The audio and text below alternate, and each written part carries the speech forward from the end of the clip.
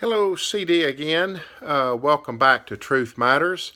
In a previous discussion, I had mentioned a famous statement made some years back that while some people are entitled to their opinions, they are not entitled to their facts. Well, that's largely what Truth Matters is about. However, one may define or understand truth, it must have something to do with facts and not merely opinion. The evangelist John Wesley was careful to make distinction between what he called opinion. There were all sorts of opinion in Wesley's day and ours as to things that are true or not true. I have started on a diet. The diet is called a keto diet. A lot of information on it out there. Don't take my word for it, but basically it's a high-fat diet. Now that sounds, and it is, in fact, counter to everything that we've been told for the last 30 years when everything was low-fat, you might remember. I also thought it was low-taste as well. So I think this keto diet is really, really good news because that's where all the flavor usually is in the fat. So a high-fat diet and low carbohydrate. Well, for years, some researchers were paid off from Harvard to basically exonerate sugar and to vilify fat. I remember noting not long ago, 30 years or so, that the fat you eat is the fat you wear. Well, now I'm eating all kinds of fat, and you know as well as I do how often these so-called facts change. The egg yolks are really, really bad.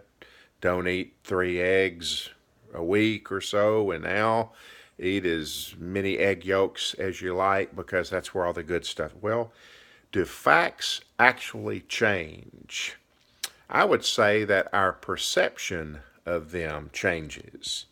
Was it ever true to begin with that sugar is completely innocent or empty calories while fat is bad? Well, who's to say? Will religious answers, will theology, will faith questions and understandings be replaced at some point in time by scientific answers?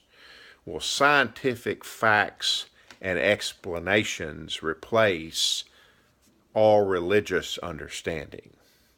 This was the gist of Matthew Henry's Dover Beach, which depicted the receding tides of religion and superstition before the onslaught of scientific knowledge. On the other hand, I've heard someone say that over the next great mountain or precipice of scientific find, there will be a band of theologians. Is the Bible a collection of Jewish folklore or Greco-Roman folklore and teaching, a bunch of fables and fiction? Or can we safely believe what Jesus said when he said, "My teaching and what I have to say is the sure foundation"? And Paul would later say in Corinthians, "No other foundation can be laid than that which is laid, which is Jesus Christ." What is your experience of Jesus? Have you experienced Jesus to be a BSer, a liar, or was he telling the truth? In my experience, I have found him to be Lord and the way, the truth, and the life. What say you? Thanks.